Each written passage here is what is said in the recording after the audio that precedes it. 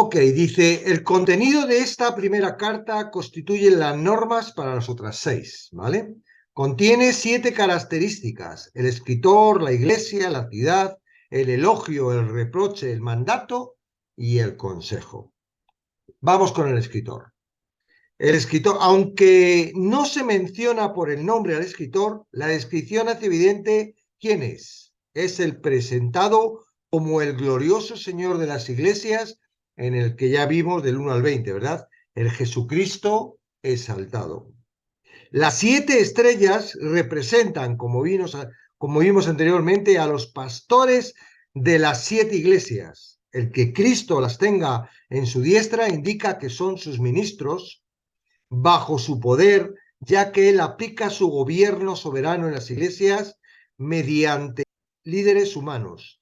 Cristo además se describe como el que anda en medio de las 7 candeleros de oro, las 7 iglesias, según vimos en el 1:20, escudriñando, examinando, valorando y evaluando. Como un gobernante soberano tiene la autoridad para dirigir a las iglesias. La iglesia, claramente, ¿verdad? Priscila y Aquila, los amigos cercanos de Pablo, compañeros en el ministerio, fueron los que introdujeron el evangelio en la ciudad. A ellos pronto se les unió el elocuente predicador y poderoso polemista Apolo. Priscila y Aquila y Apolos pusieron el fundamento para el ministerio de Pablo en Efeso. Timoteo, el protegido de Pablo, era pastor de la iglesia en Efeso. Onesíforo y Tíquico, 2 más de los que compañeros de Pablo, también predicaron en Efeso.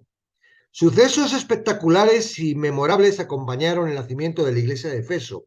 El ministerio de Pablo afectó profundamente no solo a la ciudad de Efeso, sino también a toda la provincia de Asia. De manera sobrenatural, Dios confirmó a Pablo como su vocero mediante una serie de milagros espectaculares. Tratando de imitar el éxito de Pablo, un grupo de judíos presuntos exorcistas fueron golpeados, humillados por un individuo poseído por demonios. Esta situación hizo que los consternación y el temor se esparciera por toda la ciudad, logrando que fuera magnificado el nombre del Señor Jesús. Al darse cuenta de lo inútil de confiar en las prácticas paganas, muchos de los que habían creído venían confesando y dando cuenta de sus hechos. Asimismo, muchos de los que habían practicado la magia trajeron los libros y los quemaron delante de todo, y hecha cuenta de su precio hallaron que era 50.000 piezas de plata. Las notables conversiones de muchísimos efesos representaban una grave amenaza económica para los artesanos paganos de la ciudad. Efeso era el centro de la adoración de la diosa Artemisa, conocida por los romanos como Diana, cuyo muy bien adornado templo era una de las 7 maravillas del mundo antiguo. Ante la instigación de un platero llamado Demetrio, quien vio en peligro su lucrativo negocio, reaccionó violentamente. Por el tiempo de que esta carta había pasado 4 décadas desde el tumulto nacimiento de la iglesia de Efeso. El apóstol Pablo ya no estaba, como tampoco muchos de los primera generación de creyentes que se convirtieron con su ministerio. Una nueva situación exigía otra carta inspirada a los efesos, esta del Señor mismo, escrita por el apóstol Juan. La ciudad, aunque no su capital, Pérgamo era la capital oficial de la provincia, Efesio era la ciudad más importante en Asia Menor. Como el gobernador romano residía allí, se pudiera argumentar que Efeso era, de hecho, la capital. Su población en la época del Nuevo Testamento estaba estipulada entre los 250.000 y las 500.000 personas. Efeso era el puerto principal en la provincia de Asia. La ciudad estaba ubicada junto al río Castro, a unos 5 kilómetros río arriba desde donde corría hacia el mar. En la época de Juan, el sedimento que depositaba el río Castro estaba llenando lentamente el puerto, obligando a la ciudad a luchar para mantener abierto el canal. La batalla finalmente se perdería y hoy las ruinas de Efeso están a unos 10 metros tierra adentro desde el mar. Efeso era famosa por el centro de la adoración de la diosa Artemisa, Diana, motivo de gran orgullo ciudadano. Cada primavera se celebraba una fiesta que duraba todo un mes en honor de la diosa, en el que se incluían eventos deportivos, dramáticos y musicales. La adoración de Artemisa era inefablemente vil. Su ídolo era una monstruosidad grotesca de muchos pechos y se creía popularmente que había caído del cielo. El templo estaba atendido por numerosos sacerdotes, eunucos y esclavos. Millares de sacerdotisas, que eran poco más que prostitutas rituales, desempeñaban una función principal en la adoración de Artemisa. En medio de la pagana idolatría que caracterizaba Efeso, había un fiel grupo de cristianos. Fue a ellos a quien Cristo dirigió la primera de sus 7 cartas. El elogio. El Señor de la Iglesia sabe todo lo que hay que saber acerca de la Iglesia, tanto lo bueno como lo malo. Tal conocimiento perfecto se hace evidente en cada carta cuando el Señor censura y elogia a las iglesias. El Señor Jesucristo elogió a los efesios por lo que estaban haciendo bien. Comenzó reconociendo sus obras, un término general que resume todo lo que sigue. Cristo primero elogia a los creyentes de Efesios por su arduo trabajo. Copos, arduo trabajo es la palabra en griego. Denota trabajo hasta el punto del sudor y de la extenuación. La mentalidad de ellos no era la de un espectador. No deseaban simplemente recibir entrenamiento. La palabra paciencia se traduce uopomone, que denota paciencia en las circunstancias penosas. Upomone no denota una resignación sombría y fatalista, sino la aceptación valiente de la adversidad, el sufrimiento y las pérdidas. Este elogio indica que, a pesar de sus circunstancias difíciles, los creyentes de Efesio permanecieron fieles a su Señor. El siguiente, se negaban a soportar a los malos.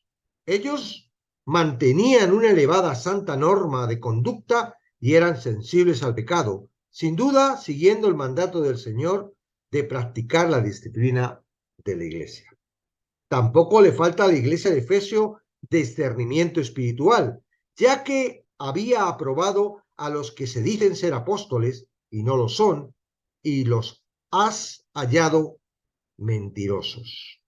A través de todas las dificultades que los efesios afrontaban, más de 40 años a través de todo su arduo trabajo y firmeza soportando las pruebas, su negativa a tolerar el mal y su discernimiento espiritual mantuvieron su paciencia. Habían sufrido, declaró Jesucristo, por el más elevado de los motivos, por amor de su nombre, y lo habían hecho sin haber desmayado. No se había entregado a la decepción, a la ingratitud, a la crítica. Permanecieron fieles al Señor, leales a su palabra y a la obra a la cual Él los había llamado. Jesucristo añade un elogio final en el versículo 6. Pero tienes esto, que aborreces las obras de los nicolaitas, las cuales yo también aborrezco. Los nicolaitas, mencionados también en la carta a Pérgamo, no se pueden identificar con certeza. Las pocas referencias a esta herejía en los escritos de los padres de la Iglesia las vinculan a Nicolás, uno de los 7 hombres designados para supervisar la distribución de comida en Hechos 6. El nicolaísmo condujo a las personas a la inmoralidad y a la maldad. Las obras de los nicolaitas implicaban tentaciones sensuales que conducían a la inmoralidad sexual y a comer cosas sacrificadas a los ídolos. Sin considerar la ofensa de tal conducta, todo en el nombre de la libertad cristiana. Se ha sugerido que la enseñanza de los nicolaitas era una exageración de la doctrina de la libertad cristiana que intentaba concesiones éticas con el paganismo. El reproche, a pesar de todos los aspectos dignos de alabanza en la iglesia de Efeso, la mirada penetrante y omnisciente del Señor Jesucristo había avistado una falta funesta. Aunque mantuvieron su ortodoxia doctrinal y continuaron su servicio a Cristo, ese servicio había degenerado en ortodoxa mecánica. Aunque en otro tiempo habían amado, 40 años después, el amor de la primera generación de creyentes se había enfriado. La actual generación estaba manteniendo la doctrina que se les había dejado en herencia, pero habían dejado su primer amor. Se habían sumergido hasta un lugar donde estaban llevando a cabo sus responsabilidades cristianas con un decreciente amor a su Señor y a los demás.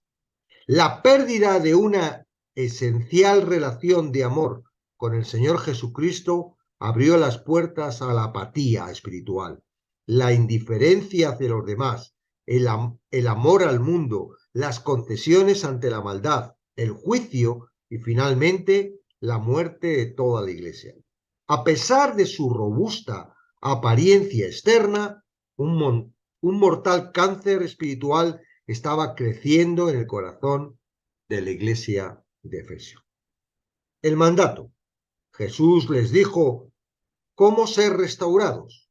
Recuerda tu pasado, arrepiéntete de tu error, regresa a tus buenos pasos.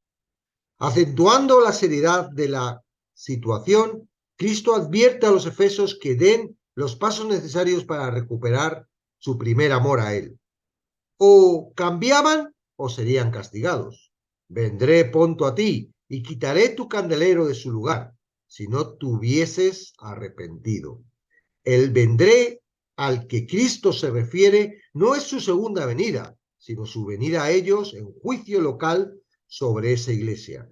No hacer caso a la advertencia haría que él quitara el candelero, símbolo de la iglesia, de ellos de su lugar. Trágicamente, Cristo amenazó con juicio divino que podría fin a la iglesia de Efesos. El consejo. La carta termina con una exhortación y una promesa. La exhortación de Cristo, el que tenga oídos, oiga. Lo que el Espíritu dice a las iglesias termina cada una de las siete cartas. Subraya la seria responsabilidad que tienen los creyentes de prestar atención a la voz de Dios en las Escrituras. La promesa se dirige al que venciere. La frase no se refiere a los que han alcanzado un nivel superior de la vida cristiana, sino que identifica a todos los cristianos. En su primera epístola, el apóstol Juan lo define de esta manera: porque todo lo que es nacido de Dios vence al mundo, y esta es la victoria que ha vencido al mundo, nuestra fe. ¿Quién es el que vence al mundo? Sino el que cree que Jesucristo es el Hijo de Dios. Cristo les promete a los vencedores de Efesos que comerán del árbol de la vida, el cual está en medio del paraíso de Dios. El ejemplo de la iglesia de Efeso advierte que la ortodoxia doctrinal y el servicio externo no pueden compensar un corazón frío. Aquellos cuyo amor a Dios se ha enfriado hacen bien en atender a la exhortación, y a quienes vuelven a Él, Dios le promete: yo sanaré su rebelión, los amaré de pura gracia. Oseas 14:4.